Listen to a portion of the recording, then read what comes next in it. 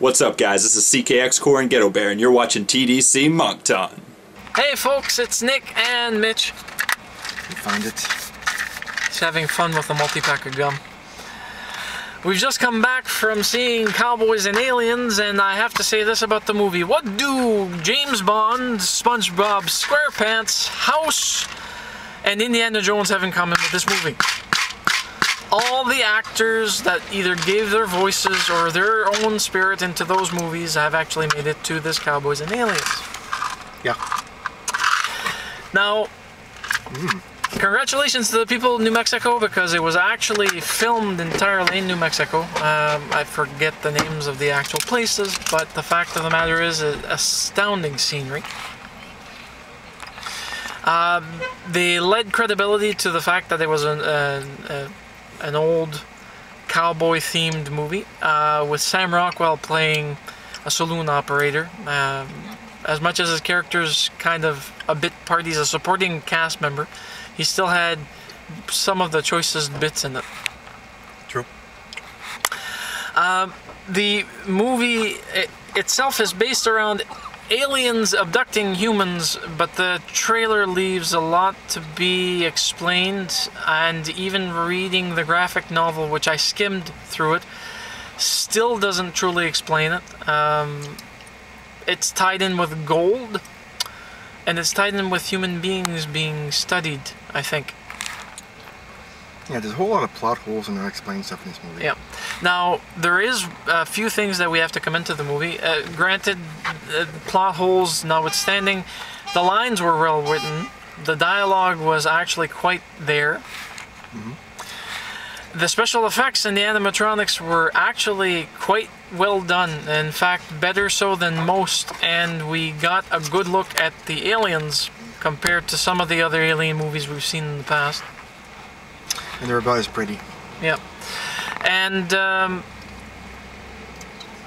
the action sequences were actually fun to watch. It wasn't a boring movie. Like, I've seen movies with Mitch of this type where you were wondering, when is this going to get done, completed, move along? When is the story actually going to go forward?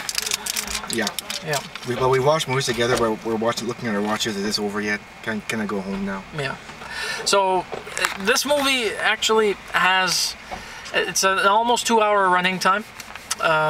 It's well worth it for the fact that you get to see the credits. There's nothing at the end of the credits, so that don't bother sitting unless you want to see everything that's been done and said. For some odd reason, Guillermo del Toro's name is actually given as a special thank you at the end. The movie is based off a short story or a short film that he may have had a hand in. No, that's quite possible.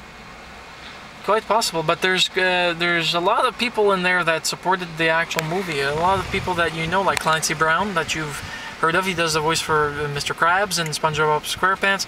He was also the security or team leader in Earth 2. He was also the demented sheriff in Salem's Lot, the remake, I think. Never seen a remake. Yeah. Never seen the original. Never seen the original? I never Salem's Lot. Yeah. Olivia Wilde, which you've all known from the House series. 13. As 13. Daniel Craig from the James Bond series. Sam Rockwell, who's played the more than his fair share of bad guys, and for once he's not a bad guy. True. Actually, I shouldn't say for once. He wasn't the bad guy in the other movie, with that space movie. Moon. No, not Moon, the other one. With Alan Rickman and the rest of the cast. Eh? He was their manager for the actors, and he was in a red shirt, red getup. What movie is this? We need your help. Oh fuck yeah, Galaxy Quest. Galaxy Quest. We need your help. And there's also another actor in here that I'd like to give his name, but I don't know how to say his name because I don't remember it. But I think he's a Canadian Indian actor who actually played in this movie as one of the supporting cast members. And the movie itself is, unfortunately, it leaves, let me put it to you this way, we weren't disgusted by the end of the movie, but we were left feeling as if we were still holding a few strings that we didn't know where we were supposed to tie them. Yeah, it's like watching an episode of Lost. Yeah. So suffice it to say, the movie itself, for action sequences and everything else, is an absolute must-see. However, we recommend wholeheartedly. It's a thumbs up from both me and Mitch. Yeah, me too. Not really 2. That doesn't mean it's a bad movie, but rent it. I said me too, not 2. No, I said that's it. I said it's a rental. Yes. Yeah, an absolute rental. Don't bother going to see it in movies. Besides, it's not being done in disgusting 3D. I wonder how many years before they remake it. Oh, God. 5, 10, 20, 25? What would they call them then? Cowboys and Aliens. Again? Yeah. Olivia Wilde and the other actors will all be old and wrinkled. They'll have supporting parts. Yeah, the animatronics is going to be to actually move the actors around. Like, and back from the grave. Praise.